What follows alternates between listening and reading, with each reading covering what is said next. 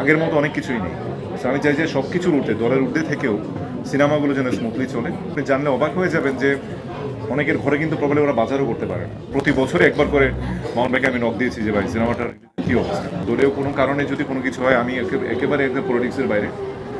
দলীয় বিষয়টি সিদ্ধান্ত প্রতিনিয়তই দল চেঞ্জ হবে এবং সেই দলের কারণে নানান ইম্প্যাক্ট সৃষ্টি হবে। তবে একজন শিল্পী হিসেবে আমি এটাই বলবো যে বর্তমান যে চলমান পরিস্থিতি রয়েছে, যে সিনেমার একটা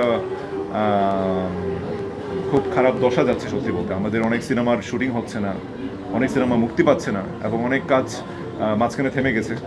আমি শুধু এটাই বলবো যে আমাদের সিনেমাকে ঘিরে লাখো মানুষের কর্মসংস্থান রয়েছে। আপনি যদি একজন টেকনিশিয়ানের কথাই চিন্তা করেন, একটা টেকনিশিয়ান কিন্তু তাদের কোনো অ্যানাদার কোনো বিজনেস নাই বা জব নাই। একটা মানুষের পেছনে কমপক্ষে 4 থেকে 5 জন বা 6 জন মানুষের ভরণ পোষণ নির্ভর করে। সো আমাদের যে সিনেমাগুলো চলমান অবস্থায় ছিল সেগুলো থেমে যাওয়ার কারণে কিন্তু অনেকেরই তারা ঠিকমতো তাদের ফ্যামিলিকে টেক কেয়ার করতে পারছে না।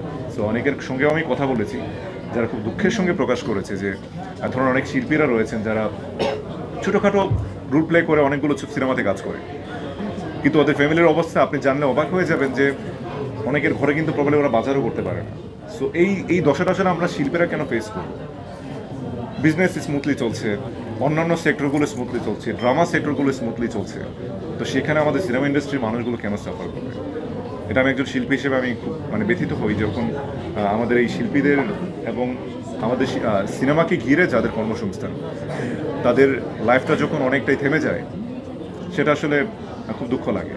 আমি চাই যে এই সিচুয়েশনটা যেন খুব দ্রুত নিরসন হয় এবং কারণ প্রডিউসাররা যদি সিনেমা না বাড়ায় সেক্ষেত্রে কিন্তু আমরা স্মুথলি আমাদের ইন্ডাস্ট্রিকে এগিয়ে নিয়ে যেতে পারবো।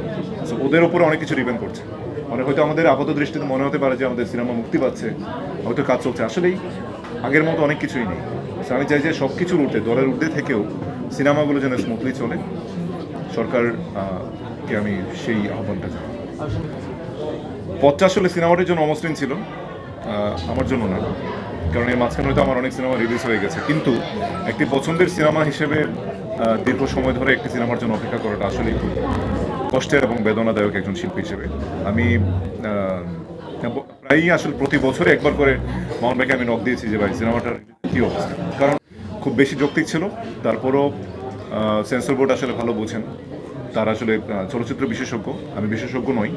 পরিমার্জনের কথা বলা হয়েছে বা পরিবর্তনের কথা বলা হয়েছে, সেই জিনিসগুলোকে পরিবর্তন করে খুব আই থিঙ্ক, বাট সিনেমার যে মেইন টপিক বা মেইন থিমটা রয়েছে সেই থিম থেকে কোনোভাবেই সরে যায়নি। হয়তো দু একটা ল্যাঙ্গুয়েজকে হয়তো কারেকশন করা হয়েছে বা এলিমিনেট করা হয়েছে। আগের যে প্ল্যাটফর্মে এবং শক্তিশালী অবস্থানে ছিল সেই অবস্থানটিতেই রয়েছে। কর্তন আসলে এখন যারা সংশ্লিষ্ট রয়েছেন সেখানে, যারা সার্টিফিকেশনে বোর্ডে রয়েছেন তারা ভালো বুঝেন। আসলে এতটা ভালো আমরা বুঝি না, যেহেতু আমাদের কাজ ছিল অভিনয় করা। ভালো মন্দটা হয়তো বা আলটিমেটলি ওরা জাজ করেছেন, সেই জন্য। কিন্তু আসলে যে সিনেমাটা ওটিটিতে যেতে পারে এবং সাকসেসফুলি ভালো দর্শক রিভিউ পেতে পারে, সেখানে কেন সিনেমাটি আসলে সিনেমা হলে যাওয়ার ক্ষেত্রে একটা প্রতিবন্ধকতা সৃষ্টি হয়েছে, সেটা নিয়ে আসলে আমি প্রশ্ন তুলতে চাই না, সেটা ওনারাই ভালো বলছে। আমি প্রথমেই বলেছি যে আমরা সাপোজ আমরা এই বছর যদি একটা সিনেমা করি, এই বছরে মুক্তি পাওয়া সবচেয়ে জনপ্রিয় ছবিগুলোকেই কিন্তু আমরা একটা প্যারামিটার হিসেবে দেখি, যে এই ছবিটা এতটুকু ভালো হয়েছে, এই ছবিটা এই টেকনোলজি ব্যবহার করেছে, এই ক্যামেরা দিয়ে শ্যুট হয়েছে। সেই সঙ্গে এতটুকু ভালো একটা কমার্শিয়াল ফিল্ম যদি আমরা না বানাতে পারি, দর্শককে হয়তো ছবিটি তাদের ভেতরে একটা আগ্রহ তৈরি করা সম্ভব না।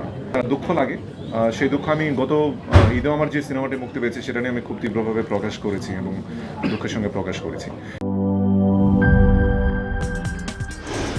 কি boss, vital match, tough opponent, tension? Come on bro, অপোনেন্টকে নিয়ে ভাবার সময় আছে। আসল অলরাউন্ডারের কাজই তো হলো যে কোনো টাফ সিচুয়েশনে টিমকে অলরাউন্ড প্রোটেকশন দেওয়া। জাস্ট লাইক মাই টাইলক্স, যার অ্যান্টিব্যাকটেরিয়াল এজেন্ট টয়লেটের কোনায় কোনায় পৌঁছে 99% জীবাণু ধ্বংস করে, টয়লেটের কঠিন দাগ ও দুর্গন্ধ দূর করে টয়লেটকে রাখে ক্লিন আর সুবাসিত। টাইলক্স টয়লেট ক্লিনার, ক্লিন মানেই টাইলক্স।